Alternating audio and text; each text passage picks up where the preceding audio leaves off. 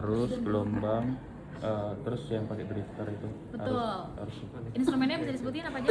Ada CP, current meter, drifter. Untuk pembantu itu apa? Senterduga. Terus sama yang apa? GNSS. Untuk bukan GNSS apa? GPS. GPS, oke, Iya. benar. Jadi ada 3 instrumen yang paling utama. Jadi aku mau ngasih landasan teorinya dulu ya. Jadi kalau misalnya kita untuk mengamati partikel massa air yang bergerak gitu, kita bisa menggunakan 2 instrumen, yaitu mengikuti partikelnya, pergerakan partikelnya, atau kita statis di satu tempat untuk meninjau perubahannya terhadap apa? Ini? Waktu. Ya, jadi perubahan atau pergerakan massanya berubah terhadap waktu. Nah, buat stasioner itu kita menggunakan ADCP. Terus kalau misalnya di spasialnya kita pakai current meter. Terus buat trajektorinya kita pakai Drifter. Kalian mau dijelasin dari mana dulu? ADCP, current meter, atau dari drifter? ADCP dulu. Nah, jadi waktu pas desain kita bahas dari penentuan titiknya dulu kali ya. Jadi waktu itu penentuan titik kemarin waktu pas desain proposal kalian nitikin ADCP di mana? Di 6 Belum sih. kan nih Apa? Enggak berarti. nggak jadi. Kira-kira untuk menentukan titik ADCP ini apa sih informasi apa yang kita butuhkan untuk menentukan ADCP? Kedalaman. Lanjut. Terus kondisi Jalur kapal betul. Kondisi arus pasut. Keamanan, oke, paling besar. Jadi kenapa? Karena alat ini mahal sekali. Jadi harganya tuh sekitar 500 juta. Jadi yang paling pertama adalah untuk menentukan tempatnya kita harus punya keamanan dulu kayak gimana. Jadi untuk di Pulau Pramuka sendiri ini bakal di deploy di seberang dari Pulau Pramuka, itu nanti bersamaan dengan KL stasioner. Dekat dengan KL stasioner, supaya apa? Supaya pengamatannya tuh bisa dilakukan di satu tempat, ya kan? Yang kedua itu bebas dari jalur kapal, supaya kita benar-benar bisa mengamati arus dengan baik gitu, nggak ada distraksi dari si lajur kapal. Terus yang ketiga adalah kita harus tahu representasi dari kedalamannya dulu berapa, betul kan? Jadi kalau misalnya kalian mau nitikin itu, kalian harus ngeplot dulu batinnya tuh kira-kira average depth-nya berapa ya gitu, supaya ADCP ini bisa merepresentasikan kedalaman di perairan tersebut. Misalnya rata-ratanya tuh di 10 sampai 25. Berarti yang harus dipasang ya di tengah-tengahnya, misalnya di 20 meter.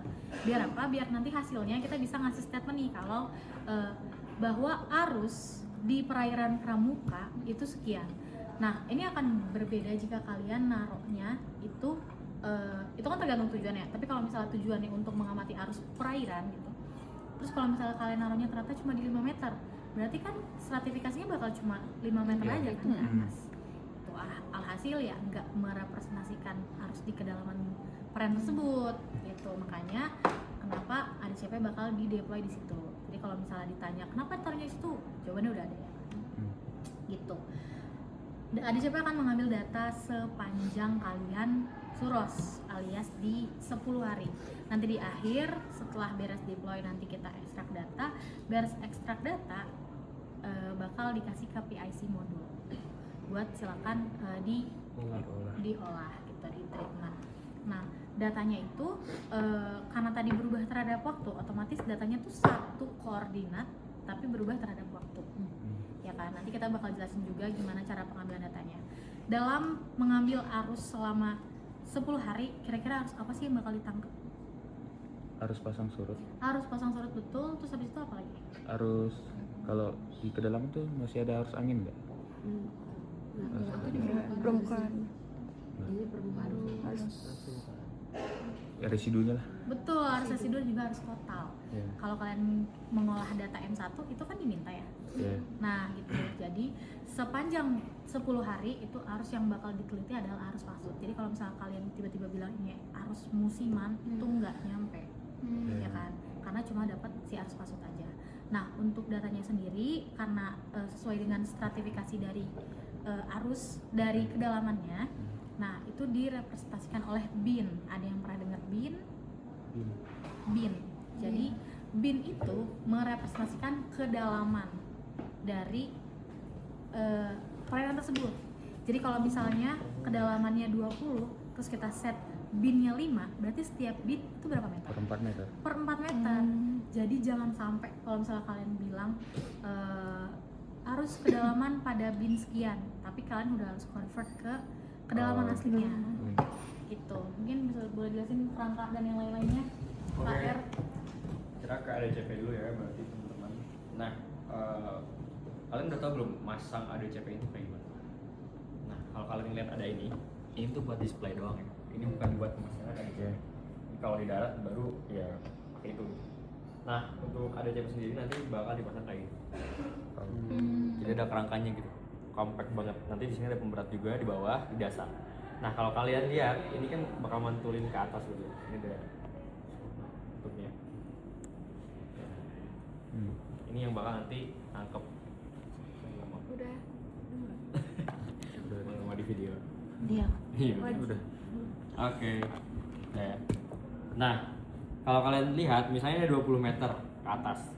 Namun kalian ini bakal keambil raya nggak semua? Nggak ada jarak.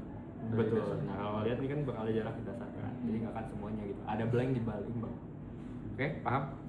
Nah, lanjut ke alat. Nah, nanti kan ini oke. Berarti itu ukurannya nanti dikasih tahu sama Iya. Oke. Nah, untuk ADCP ini tadi buat data apa aja? Harus dan gelombang. dan gelombang. Stasioner. Bukan spasial ya. Cuman satu titik teman-teman. Nah, terus untuk spesifikasi dari alat ADCP ini, nanti alat ADCP ini tuh akan menggunakan baterai dan menggunakan WiFi untuk connecting setting datanya. Setting ya untuk DPM-nya. Baterainya kayak gini. Ada 24 terus di custom disatuin. 24 baterai. Kalau kalian lihat itu bukan sebuah kesatuan kan, tapi di custom. Nah, ini dummy dan udah rusak, udah habis gitu ya.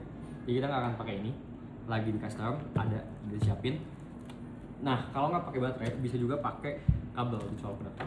Tapi di colok kabel itu buat setting doang, nggak bisa buat ditaruh di Air. laut. Jadi tetap harus pakai baterai. Nah, terus sekarang karena baterai nggak ada, kita bakal colokin ke kabel ya, teman-teman. Nah, si baterai ini bisa 10 sampai 14 hari bisa lah. Nah, Ya, tapi tergantung resolusi data. Resolusi data ini ada apa aja? Ada spasial, ada temporal kan. Kalau Iya. spasial kan grid. iya. Kalau temporal, resolusi datanya Interval. interval.